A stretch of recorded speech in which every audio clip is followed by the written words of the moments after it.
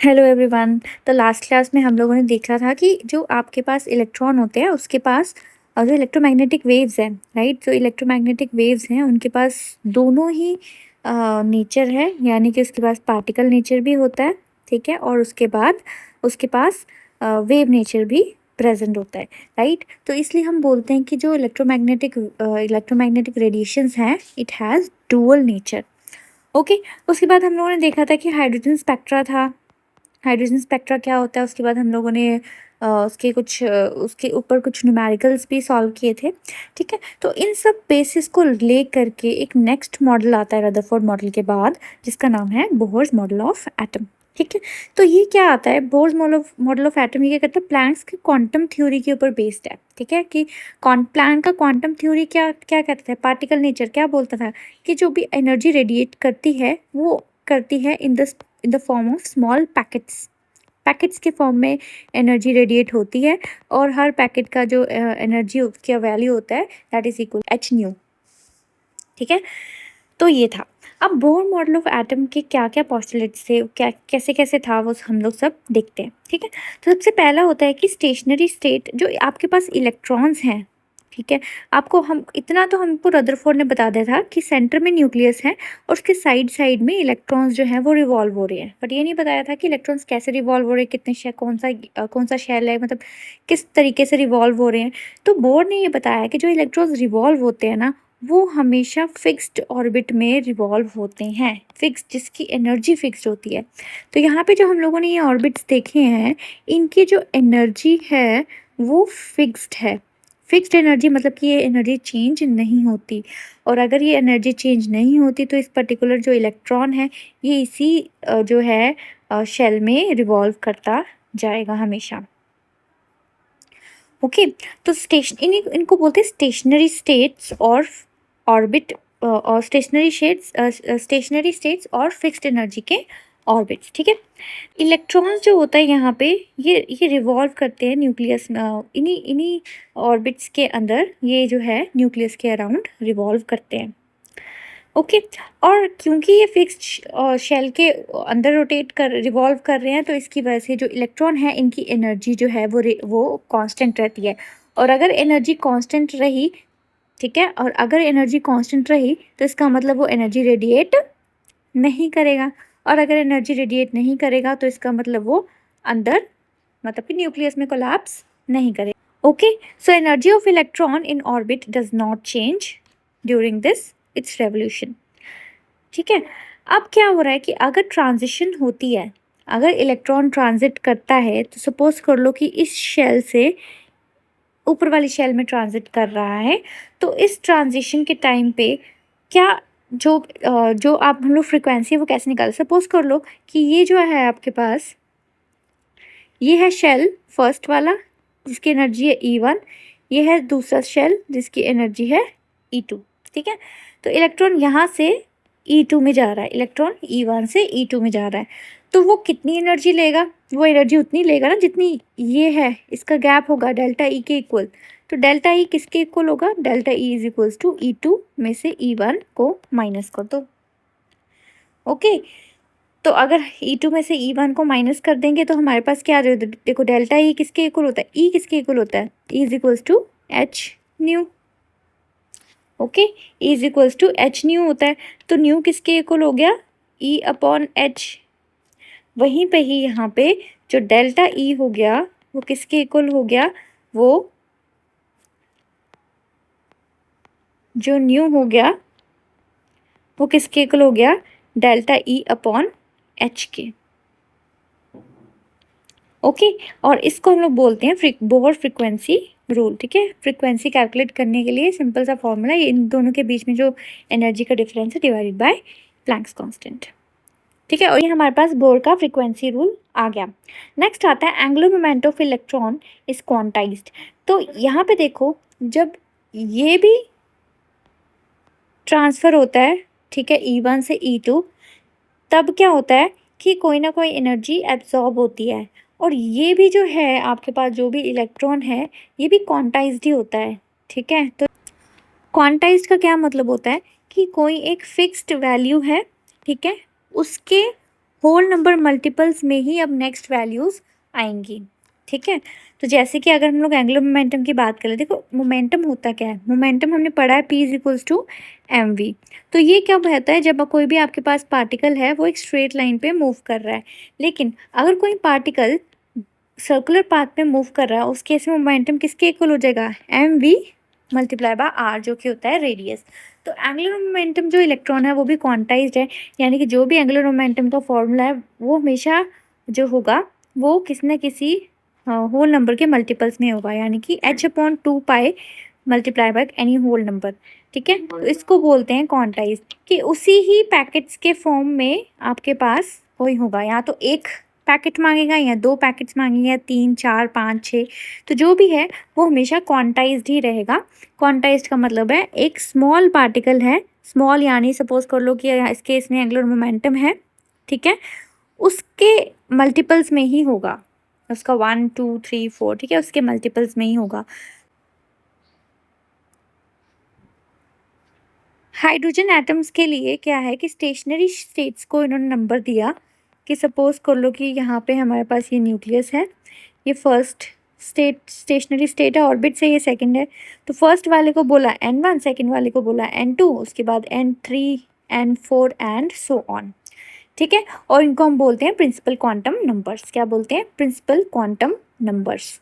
ठीक है, quantum numbers बोलते हैं कि फर्स्ट शेल होगा जिसके ऊपर इलेक्ट्रॉन रिवॉल्व कर रहा है उसको बोलेंगे n1, जो सेकंड शेल होगा उसको हम बोलेंगे n2, और रेडियस जो होगा हर शेल का, हर ऑर्बिट का, उसका फॉर्मूला होगा Rn is equal to n square a naught. A naught कोई वैल्यू है 52.9 पाइकोमीटर, इसको n स्क्वायर से मल्टीप्लाई, मतलब n, और यहाँ पे n क्या होगा, ये quantum number, principal quantum number है, अगर n इज इक्वल टू 1 होगा तो Rn किसके इक्वल हो जाएगा, ए नॉट के। ठीक है, इसको बोलते हैं Bohr orbit radius, Bohr orbit radius.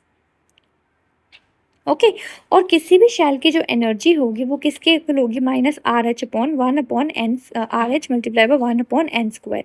इसमें RH क्या होगा, रिडबर्ग कांस्टेंट। ठीक है, रिडबर्ग कांस्टेंट की वैल्यू जूल्स में कितनी होती है, -2.18 मल्टीप्लाई बाय 10⁻⁸ ये किसमें, जूल्स में। ठीक है, हम लोगों ने जो पढ़ी है वो हमने सेंटीमीटर इन्वर्स या मीटर इन्वर्स में पढ़ी है, तो ये वैल्यू किसमें है, जूल्स में। ठीक है, तो एनर्जी कितनी आ गई इसकी, इतने जूल्स। ठीक है, ये फर्स्ट शेल के लिए एनर्जी आ गई।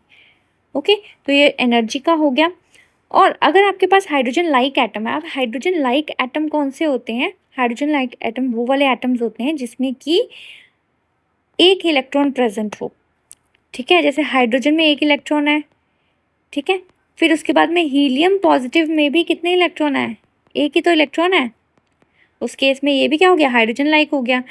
तो हाइड्रोजन लाइक एटम के लिए हम एनर्जी किसकी कैसे निकालते हैं, -2.18 मल्टीप्लाई बाय 10⁻⁸, और इसको मल्टीप्लाई करते हैं, देखो अपॉन n स्क्वायर में तो आएगा ही आएगा, अब मल्टीप्लाई z स्क्वायर भी आएगा, यानी कि एटॉमिक नंबर का स्क्वायर। तो अगर आपने हीलियम के लिए निकालना है तो z की वैल्यू कितनी आ जाएगी, 2, तो 2 का स्क्वायर इज इक्वल्स टू 4, यहाँ पे 4 लिखोगे आप। ठीक है, divided by n square, n मतलब क्या है, जो आपके पास क्वांटम प्रिंसिपल क्वांटम नंबर है। ठीक है, कि n इज इक्वल्स टू 1 है, 2 है, 3 है, या फिर क्या है।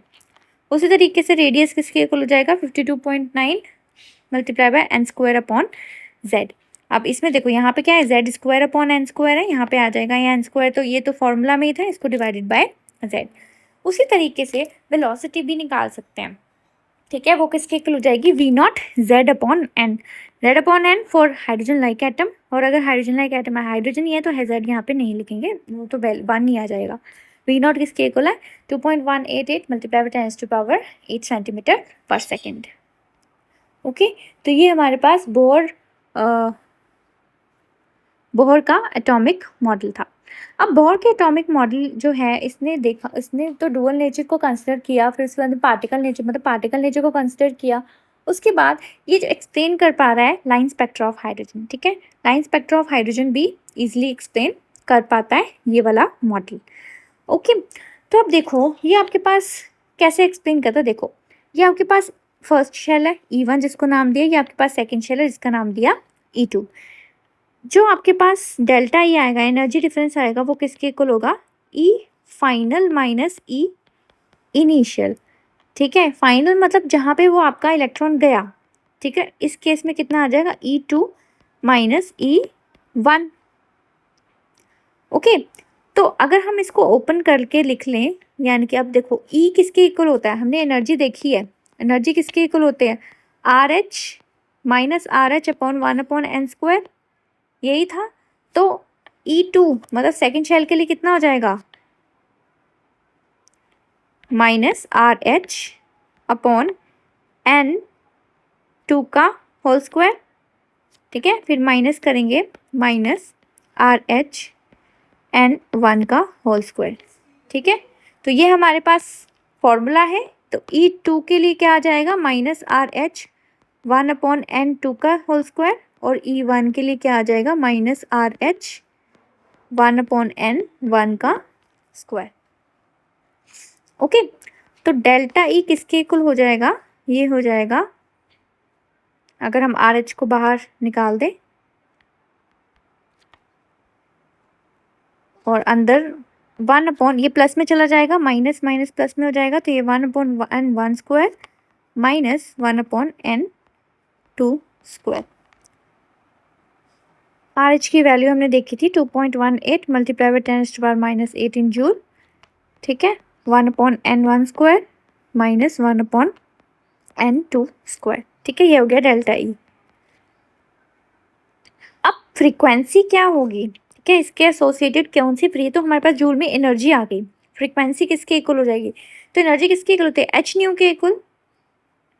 ओके, एनर्जी कितनी किसके इक्वल होती है, एच न्यू के इक्वल। डेल्टा ई किसके इक्वल हो जाएगा, एच न्यू के इक्वल, न्यू किसके इक्वल हो जाएगा, डेल्टा ई अपॉन एच के इक्वल। तो यहीं पे अगर हम लोग ये पुट कर दें, तो nu is equals to delta E upon h, तो यहीं पे आप वैल्यूज पुट कर लो,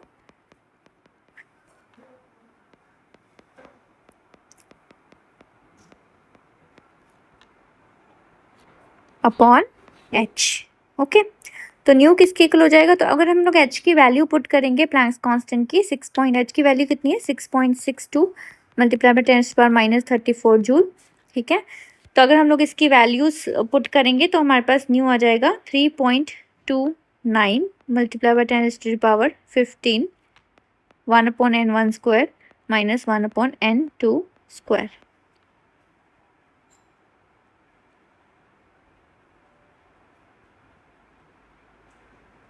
ओके, तो हमारे पास न्यू आ गया। अब देखो, अगर हम लोग, हमारे पास न्यू आ गया, आपको पता है न्यू किसके इक्वल होता है, C अपॉन लैम्डा के इक्वल। ठीक है, 1/λ किसके इक्वल होता है, वेव नंबर के इक्वल। तो वेव नंबर निकालने के लिए न्यू अपॉन C करना पड़ेगा। यानी कि अगर मैं वेव नंबर, ये तो हर्ट्ज में आ गया, अगर मुझे वेव नंबर निकालना हो, वेव नंबर निकालने के लिए क्या करना पड़ेगा, न्यू डिवाइडेड बाय C, यानी कि 3.29 multiply by 10⁻15 multiply by 10⁻15 divided by 3 × 10⁻8। Okay, तो यह आ जाएगा n1² minus 1/n2 square centimetre inverse. तो अगर हम इसको सॉल्व करेंगे तो ये बिल्कुल जो हमने पहले लाइन स्पेक्ट्रा के लिए जो फॉर्मूला निकाला था, जो दिया था, डायरेक्टली दिया था वैसे, तो आपको ये मिल जाएगा इसका फॉर्मूला।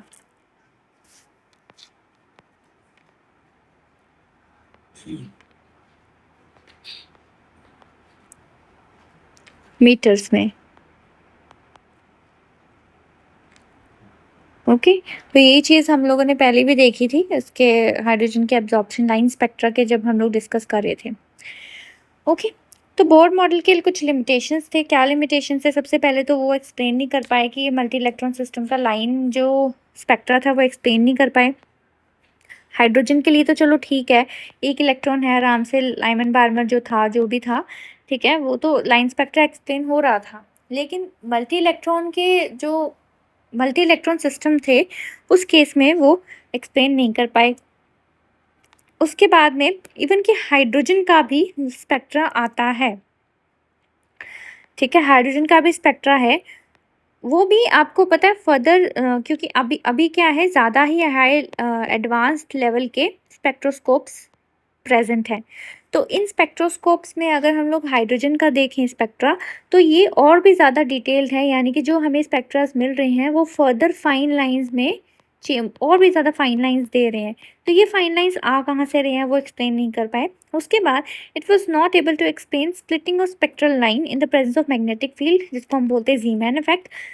तो क्या है कि जो ज़ीमैन इफेक्ट होता है वो इस इफेक्ट को क्या बोलते हैं कि मान लो आपके पास हाइड्रोजन की लाइंस हैं, तो अगर आपने इसको मैग्नेटिक फील्ड में रखा तो ये फर्दर जो है स्प्लिट कर जाएंगी।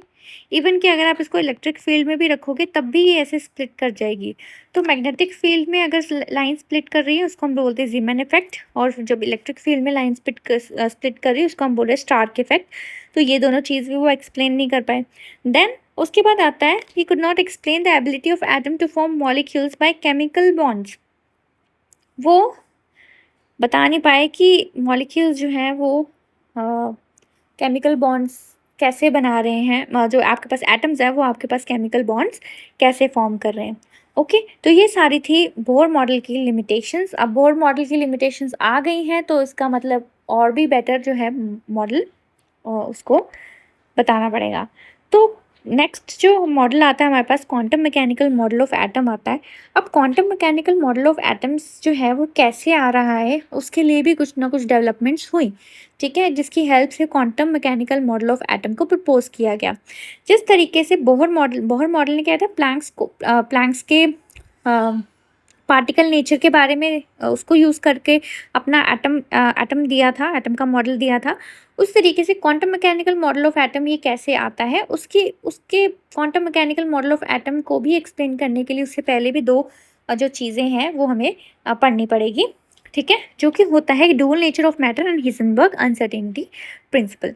इसका मतलब क्या हुआ कि इन दोनों के डेवलपमेंट के बाद आपके पास quantum mechanical model of atom आता है। सबसे पहला है डुअल नेचर ऑफ मैटर। अब डुअल नेचर ऑफ, देखो यहाँ ध्यान से, मैटर है, पार्टिकल नहीं है, ठीक है। This is dual nature of matter not particle, sorry, dual nature of matter and not wave या फिर इलेक्ट्रोमैग्नेटिक रेडिएशन नहीं है। तो पहले जब हमने पढ़ा था हमने देखा था इलेक्ट्रोमैग्नेटिक रेडिएशन के ही डुअल नेचर है, एक पार्टिकल नेचर है और एक वेव नेचर है, ठीक है। लेकिन अब यहाँ पे हम देख रहे हैं मैटर के हम लोग भी देख रहे हैं कि इसके पास भी डुअल नेचर है। एक तो ये पार्टिकल नेचर तो है ही है, बट इसके साथ साथ इसका वेव नेचर भी है। तो ये किसने बताया था? डी ब्रॉगली ने। De Broglie proposed that matter has both particle and wave like properties, ठीक है। The wave associated with particle is called matter wave और इसको बोलते हैं डी ब्रॉगली वेव, ठीक है। तो डी ब्रॉगली जो वेव है उसके लिए क्या है, डी ब्रॉगली वेव होता है क्या है, ये वो वाली वेव है जो कि एसोसिएट होती है आपके एटम के साथ, ओके। तो अब देखो, अगर हम फोटोन की बात करें, ठीक है, अगर हम फोटोन की बात करें तो उसके साथ जो एनर्जी होगी वो क्या होगी, energy is equals to h nu. ये प्लैंक्स क्वांटम थ्योरी से आती है, ठीक है, प्लैंक्स क्वांटम थ्योरी से energy is equals to h nu आ रही है। उसके बाद क्या है, आइंस्टाइन इक्वेशन में क्या दिया, energy is equals to m c square. तो ये क्या होता है कि अगर आपके पास कोई फोटोन है, उसका कोई ना कोई मास है, तो अगर हम उसको सी स्क्वायर से मल्टीप्लाई करेंगे तो वो एनर्जी, मतलब मास से एनर्जी का कन्वर्जन हो सकता है according to Einstein theory, okay, Einstein theory equation, this is Einstein equation, ठीक है। जहाँ पे m क्या है, मास ऑफ फोटोन, c क्या है, वेलोसिटी ऑफ लाइट। तो अगर हम इन दोनों इक्वेशन को इक्वेट करते हैं, mc स्क्वायर आ जाएगा, ठीक है। न्यू आपको पता है क्या होता है, c अपॉन लैम्डा, c से c कैंसिल हो जाएगा, लैम्डा आ जाएगा h upon m c in case of photon. और अगर हम कोई और पार्टिकल ले लें तो lambda is equals to h upon m v आपको पता है क्या होता है, मोमेंटम, ठीक है। तो इसलिए आपके पास ये आता है लैम्डा। इसमें जो लैम्डा होता है उसको हम लोग क्या बोलते हैं, डी ब्रॉगली वेवलेंथ, ठीक है। लैम्डा को क्या बोलते हैं हम, डी ब्रॉगली वेवलेंथ। तो ये जो लैम्डा आ रहा है, lambda is equals to h upon m v, this is de Broglie wavelength. और lambda is equals to h upon p भी हम लिख सकते हैं। ठीक है, तो ये डुअल बिहेवियर ऑफ मैटर है, ये किसने बताया था? डी ब्रॉगली ने। डी ब्रॉगली ने क्या बोला कि आपके पास अगर कोई भी आपके पास वो हो, मैटर हो, ठीक है, उसके साथ साथ वो तो पार्टिकल नेचर तो है ही है, लेकिन उसके साथ साथ उसका वेव नेचर भी है, और अगर वो वेव है तो उसके साथ लैम्डा भी एसोसिएटेड होगा, यानी कि उसके साथ वेव लेंथ भी होगी। तो अगर ये बात है, फिर तो हम भी तो पार्टिकल हुए, मतलब हम भी तो एक मैटर ही हैं, तो इसका मतलब हमारे साथ भी वेव होनी चाहिए। ठीक है, तो होता क्या है, H/mv, हमारा मास बहुत ज़्यादा है, हमारा मास इतना ज़्यादा है कि ये जो वेव लेंथ, ये जो हमारे पास वेव लेंथ होगी, ये बिल्कुल इनसिग्निफिकेंट होगी। तो हमारे केस में वेव लेंथ जो है वो इतनी ज़्यादा सिग्निफिकेंट नहीं होगी, हमारा मास ही बहुत ज़्यादा है। ओके, बट इलेक्ट्रॉन के केस में क्या होता है, मास जो है बहुत कम है, 10⁻31, मास बहुत कम है, तो उसके लिए जो वेव लेंथ होगा वो जो है वो सिग्निफिकेंट होगा। ठीक है, तो अगर आपके पास कोई बॉल भी है, उसका कोई मास है, उसके साथ साथ वेव भी होगी एसोसिएटेड। ओके, तो हम क्वेश्चन प्रैक्टिस कर लेते हैं। क्वेश्चन है, calculate mass of photon with wavelength 3.6 angstrom. ठीक है, मास निकालना है फोटोन का, वेवलेंथ आपको दिया हुआ है। तो आपको पता है wavelength is equals to H/mv, mass कैसे हो जाएगा, H/लैम्डा वी, वी है, ठीक है, यानी कि वेलोसिटी। फोटोन की वेलोसिटी किसकी इक्वल होगी, फोटोन की वेलोसिटी, वेलोसिटी ऑफ लाइट, यानी कि 3 × 10⁸ मीटर पर सेकेंड। तो मास किसके इक्वल हो जाएगा, 6.6 multiply by 10⁻34 joule second upon lambda कितना है, लैम्डा आपको दिया है 3.6 मल्टीप्लाई बाय 10⁻10 मीटर, और आपके पास स्पीड ऑफ लाइट है 6 मीटर पर सेकेंड। ओके, जब आप इस सबको सॉल्व करोगे तो आपके पास आ जाएगा 6.135 मल्टीप्लाई बाय 10⁻29 kg। इजी था, स्ट्रेट डायरेक्ट क्वेश्चन था।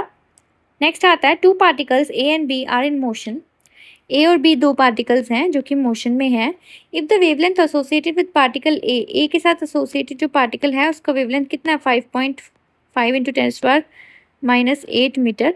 Calculate the wavelength associated with particle B if the momentum is double, यानी कि जो आपके पास मोमेंटम है, ठीक है, अगर आपके पास मोमेंटम डबल कर दिया तब आपके पास वेवलेंथ क्या होगा।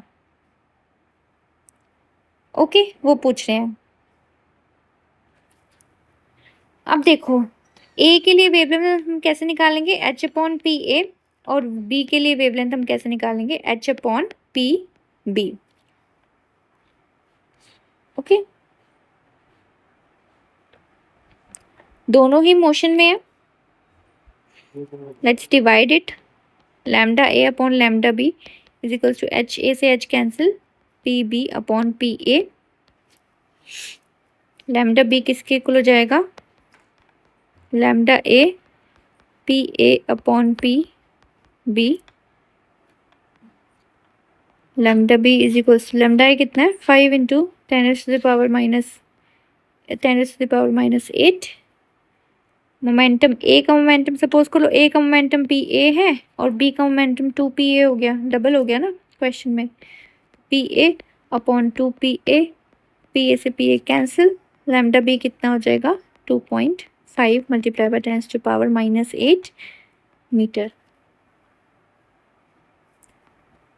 ओके, तो ये हमारे पास आंसर आ गया। तो ये था हमारे पास डी ब्रॉगली वेवलेंथ, यानी कि मैटर का भी एक वेव नेचर होता है। ठीक है, नेक्स्ट आता है हिसेनबर्ग अनसर्टेनिटी प्रिंसिपल। अब ये बहुत ज़्यादा इंपॉर्टेंट चीज़ है आपके एग्जाम पॉइंट ऑफ व्यू से भी, इवन कि आपका डी ब्रॉगली वेवलेंथ भी एग्जाम पॉइंट ऑफ व्यू से इम्पॉर्टेंट है।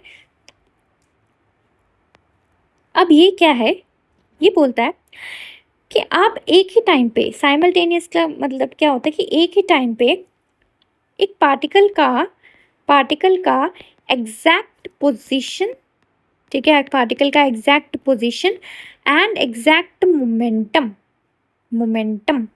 यानी कि पोजीशन एंड वेलोसिटी। मोमेंटम मतलब क्या है, एम वी, एम तो कभी चेंज नहीं होता, तो इसका मतलब एग्जैक्ट पोजीशन और उसकी वेलोसिटी आप कैलकुलेट नहीं कर सकते। देखो मतलब कितना बड़ा स्टेटमेंट है कि आप सेम टाइम पे किसी भी पार्टिकल का एग्जैक्ट, मतलब कि कौन सा पार्टिकल जो आपके पास इलेक्ट्रॉन है, ठीक है, उसका पोजीशन और वेलोसिटी आप कैलकुलेट फाइंड आउट नहीं कर सकते।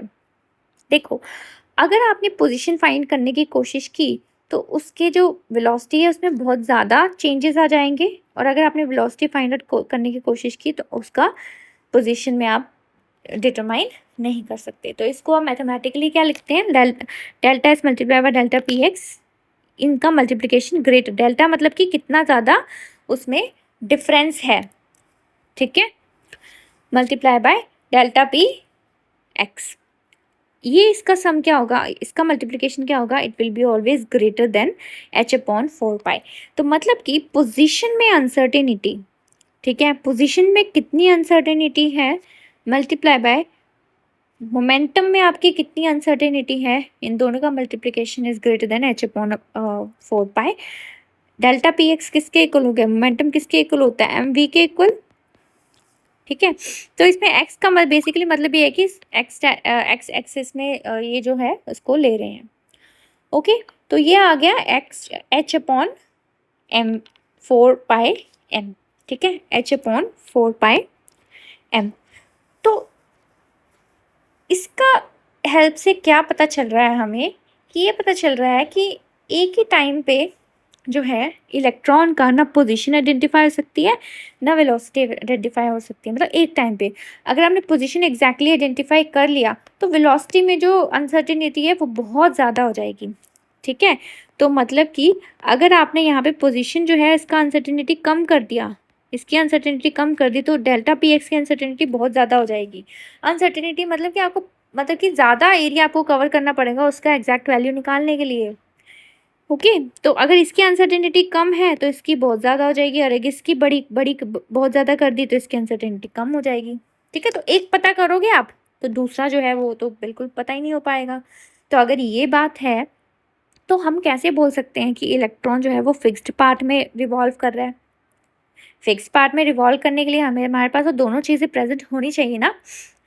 तो जो इलेक्ट्रॉन है वो फिक्स्ड पार्ट में रिवॉल्व नहीं कर रहा, तो ये तो चीज़ बिल्कुल हाइजेनबर्ग अनसर्टेनिटी प्रिंसिपल से पक्का पता चल जाता है कि डेफिनेट पाथ या ट्रेजेक्टरीज नहीं है किसी भी इलेक्ट्रॉन की, या फिर कोई भी दूसरे पार्टिकल। हम बता ही नहीं सकते वो पार्टिकल कि हम बता ही नहीं सकते ये चीज़ कि वो पार्टिकल किस पोजीशन पे है या कैसे रिवॉल्व कर रहा है, हम बिल्कुल नहीं बता सकते, ठीक है। क्योंकि एक चीज़ फाइंड आउट करने लगेंगे तो दूसरी चीज़ जो है वो बहुत ज़्यादा बढ़ जाएगी, मतलब उसमें अनसर्टेनिटी बहुत ज़्यादा बढ़ जाएगी, राइट।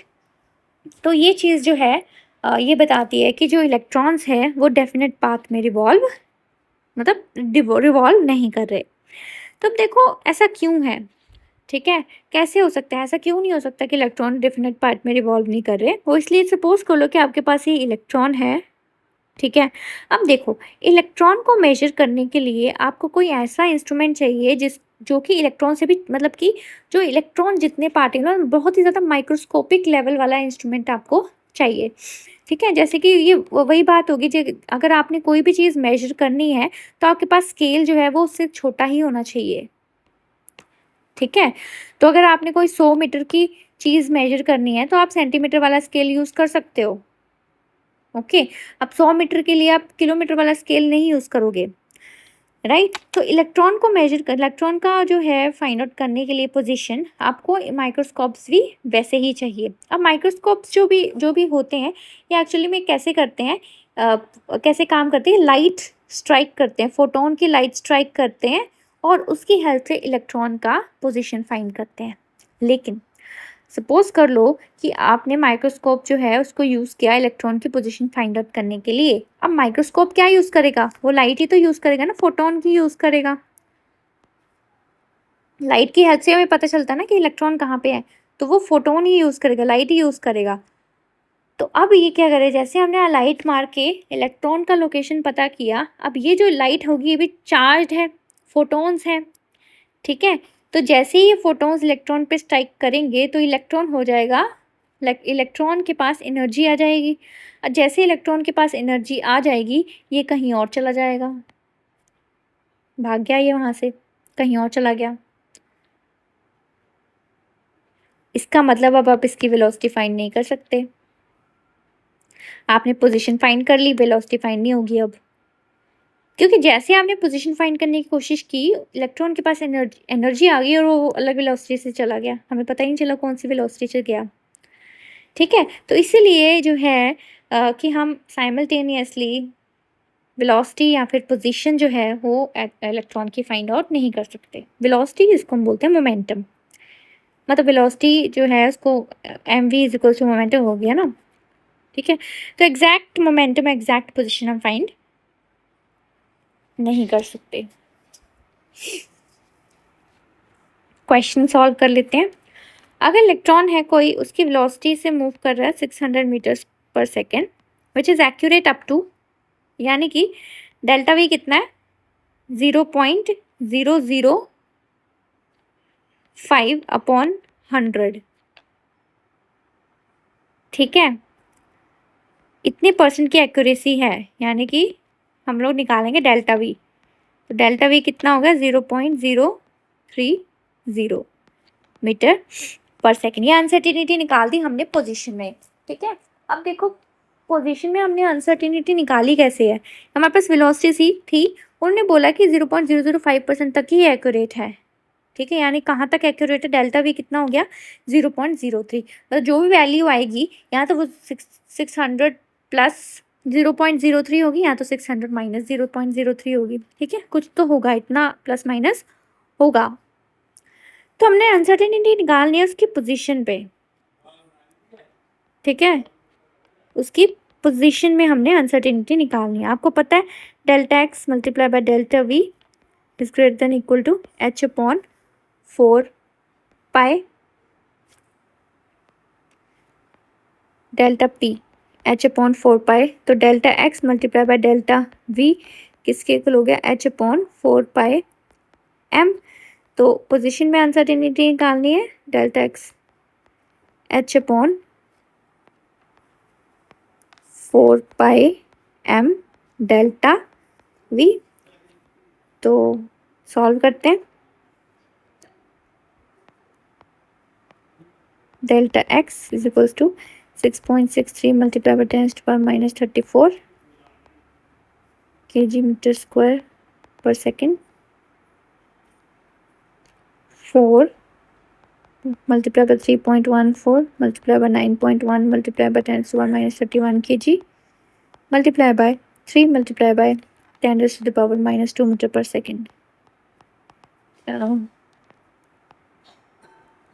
मीटर पर सेकेंड। अब देखो ये 3 मल्टीप्लाई बाय यहीं से आता है, ये हो गया 3 मल्टीप्लाई बाय 10⁻² मीटर पर सेकेंड।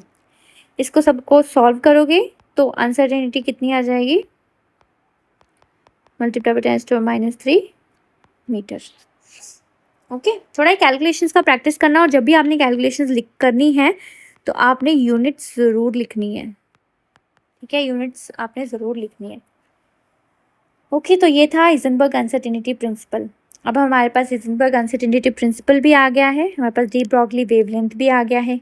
अब जो बोर मॉडल है वो इतना ज़्यादा यूज़फुल, देखो बोर मॉडल को थोड़ा बहुत मॉडिफाई करना पड़ेगा, क्योंकि देखो बोर मॉडल के अकॉर्डिंग जो फिक्स्ड पाथ है, तो फिक्स्ड पाथ तो होगा नहीं। बोर मॉडल ने ना ही ये कंसिडर किया कि मैटर के पास वेव नेचर भी होगा, वो भी कंसिडर नहीं किया। ओके, तो इन दोनों को कंसिडर करते हुए हमारे पास एक और मॉडल आता है जिसको हम बोलते हैं quantum mechanic model of atom, और यही मतलब ये जो मॉडल है ये सबसे ज़्यादा एक्सेप्टेबल है।